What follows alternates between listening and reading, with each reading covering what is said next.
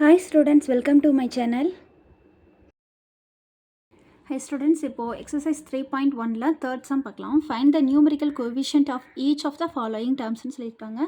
இந்த terms எல்லாத்துக்கும் நம்ம numerical coefficient எழுதணும். numerical coefficient நான் என்ன சொன்னேன்?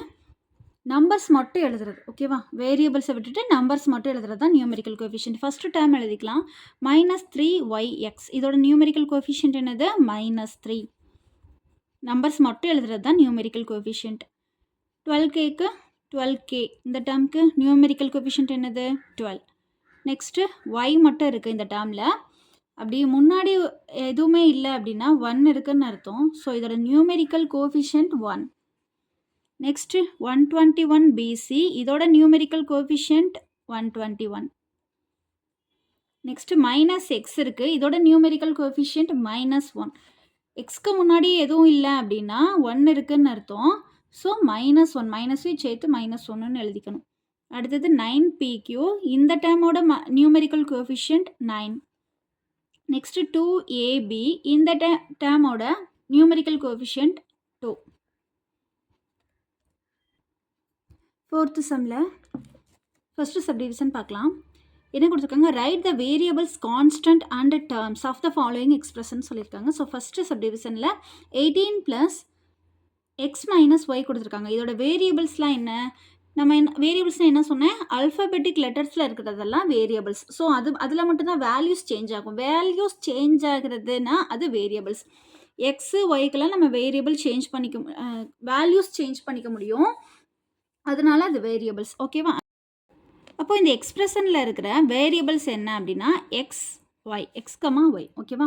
கான்ஸ்டன்ட் என்ன இருக்கும்? வேல்யூஸ் சேஞ்ச் ஆகாதது எதுவோ அதுதான் கான்ஸ்டன்ட். அப்போ நம்பர்ஸ்க்கு மட்டும் தான் வேல்யூஸ் சேஞ்ச் ஆகாது. 18ஓட வேல்யூ 18 மட்டும்தான். அதனால ஸோ நம்பர்ஸ் எல்லாமே கான்ஸ்டன்ட்டில் வரும்னு சொல்லியிருக்கேன். ஸோ கான்ஸ்டன்ட் வந்து இந்த எக்ஸ்பிரஷனுக்கு 18.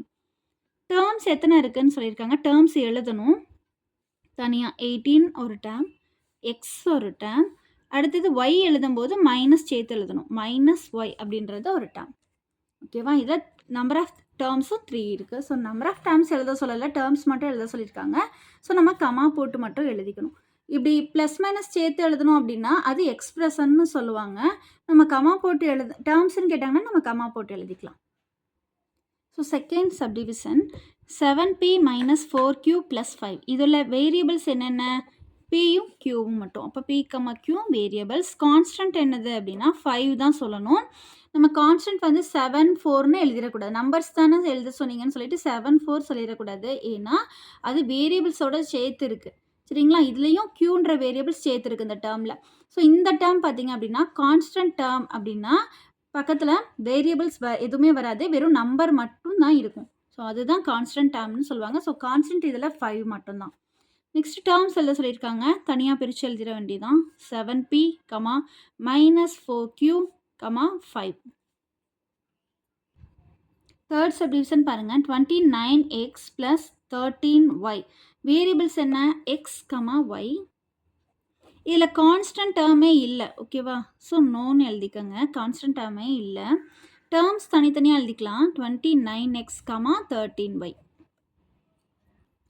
ஃபோர்த்து சப்டிவிஷன் பாருங்கள். b + 2 கொடுத்துருக்காங்க. இதில் variables b, constant 2, terms b, 2ன்னு எழுதிக்கணும், ஓகேவாம்மா? அவ்வளோதான். ஓகேம்மா, ஈஸியாக இருக்குல்ல? அவ்வளோதான். இப்போது ஃபிஃப்த்து சம் பார்க்கலாம். Identify the like terms among the following சொல்லியிருக்காங்க. ஸோ லைக் டேர்ம்ஸ்லாம் என்ன அப்படின்னா வேரியபிள்ஸ் சேமாக இருக்கிறது லைக் டேர்ம்ஸ்னு சொல்லுவோம். இங்கே எக்ஸ் இருக்கு இல்லையா? இங்கே ஃபஸ்ட்டு டேர்ம் பாருங்கள் 7x எழுதணும் அப்படின்னா இந்த எக்ஸ் வேரியபிள் இருக்கிற டேர்ம்ஸ் எல்லாமே சேர்த்து எழுதிக்கலாம். அதுதான் லைக் டேர்ம்ஸ், சரிங்களா? ஸோ அடுத்தது என்ன இருக்குது? எக்ஸ் இங்கே இருக்குது பாருங்கள், -8x. அடுத்தது எக்ஸ் இங்கே இருக்குது -12x. இதெல்லாம் லைக் டேர்ம்ஸ். வேரியபிள் சேமாக இருந்தால் அது லைக் டேர்ம்ஸ். வேறு எப்படி லைக் டேர்ம்ஸ் எழுதலாம் அப்படின்னா நெக்ஸ்ட்டு பாருங்கள். இப்போ பாருங்கள், இது எழுதுறதுக்கு மட்டும் நான் டிக் பண்ணிக்கிட்டேன், ஓகேவா?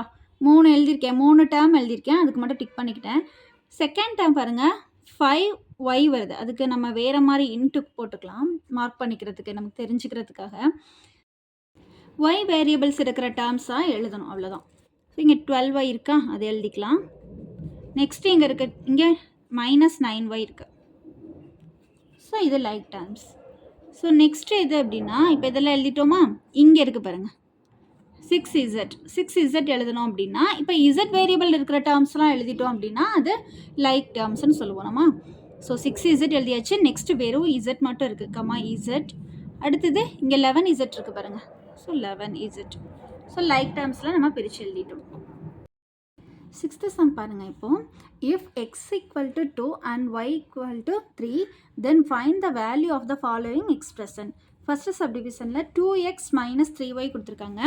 இதில் xy இருக்கு இல்லையா, 2x minus 3y, இதில் இருக்க xyக்கு பதிலாக இந்த 2வும் 3யும் அப்ளை பண்ணி வேல்யூஸ் கண்டுபிடிக்கணும்னு சொல்கிறாங்க.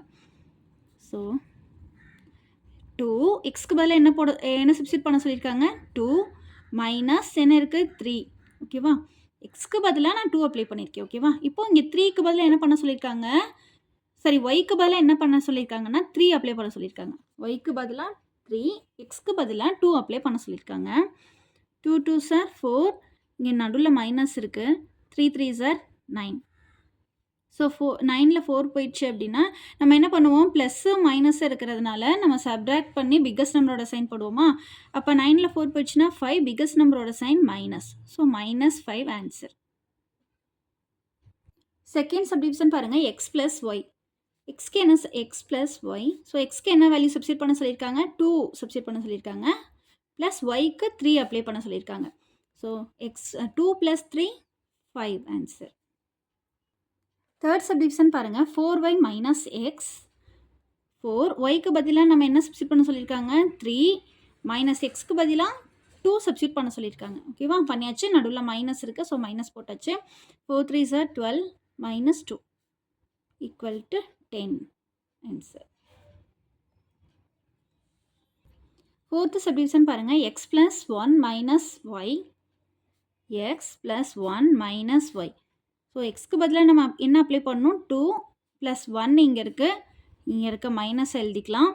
அடுத்து ஒய்க்கு பதிலாக நம்ம என்ன அப்ளை பண்ணணும், 3. 2 + 1 3 and -3.